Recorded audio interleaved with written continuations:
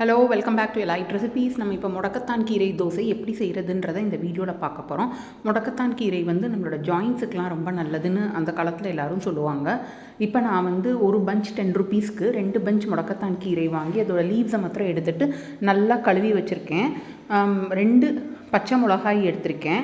அதுக்கப்புறம் 400 ml idli batter எடுத்திருக்கேன். Fermented batter தான் இது. இப்போ ஒரு மிக்சர் ஜாரில் 2 பச்சை மிளகாயும் சேர்த்துருங்க. நம்ம கழுவி வச்சுருக்க முடக்கத்தான் கீரையும் இதில் சேர்த்துருங்க. ஜஸ்ட்டு ஒரு 100 ml வாட்டர் இந்த மிக்சியில் ஆட் பண்ணி இதை நல்லா ஃபைன் பேஸ்ட்டாக அடிச்சுக்கோங்க. அது திக் பேஸ்ட்டாகவே இருக்கட்டும். அதுக்கப்புறம் இந்த அடித்து வச்சுருக்க பேஸ்ட்டை அந்த 400 ml இட்லி ஃபர்மெண்டட் பேட்டரில் இதை நீங்கள் சேர்த்துருங்க. இட்லி மாவு திக்காக இருக்க மாதிரி பார்த்துக்கோங்க. அப்புறம் தோசை ஊற்ற வராது. அதுக்கப்புறம் நம்ம அடித்து வச்சுருக்க பேஸ்ட்டை இதில் ஊற்றிட்டு நல்லா கரண்டி போட்டு கிண்டி மிக்ஸ் பண்ணி விட்டுருங்க. ஸ்லோவாக இது க்ரீன் கலருக்கு மாறும். இந்த தோசை ரொம்பவே டேஸ்டியாக இருக்கும். நீங்கள் என்ன சட்னியில் வேணாலும் வச்சு சாப்பிட்டுக்கலாம். லைக் டொமேட்டோ சட்னி, இல்லைனா எனி வெஜிடபிள்ஸ் யூஸ் பண்ணுற சட்னி, சாம்பார் அந்த மாதிரி.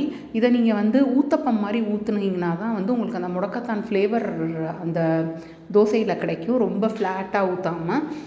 இப்போ இதுக்கு தேவையான அளவு சால்ட் லைட்டாக பிஞ்ச் போட்டுக்காங்க. ஏன்னா நான் இட்லி மாவு ஆட்டும் போதே சால்ட்டு போட்டு தான் ஃபர்மெண்ட் பண்ணி வச்சுருக்கேன். அதனால் லைட்டாக இப்போ அந்த க்ரீன்ஸுக்கு வேணுங்கிற சால்ட் மாத்திரம். இப்போ இந்த கன்சிஸ்டன்சிக்கு நீங்கள் இந்த பேட்டரை கொண்டு வாங்க. இப்போ ஒரு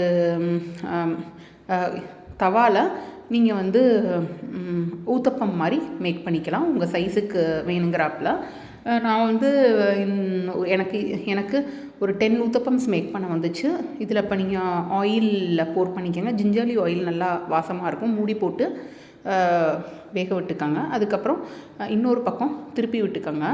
2 பக்கமும் திருப்பி விட்டுட்டு நீங்கள் பிளேட்டுக்கு தோசையை ட்ரான்ஸ்ஃபர் பண்ணிக்கலாம்.